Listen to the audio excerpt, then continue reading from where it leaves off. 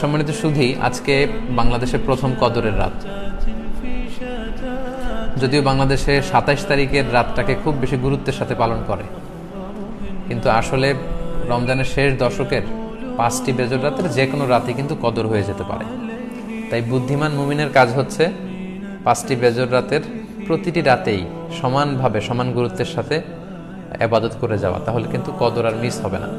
আল্লাহ রাসূল সাল্লাল্লাহু আলাইহি সাল্লাম বলেছেন, মান হুরিমা খায়রাহা ফাকাদ হুরিম। যে ব্যক্তি এই কদরের বরকত মাহাত্ম্য থেকে বঞ্চিত হলো, সে আসলেই বঞ্চিত হলো। কারণ পুরো রমাদানের মূল আকর্ষণ হচ্ছে এই কদরকে ঘিরেই সবকিছু।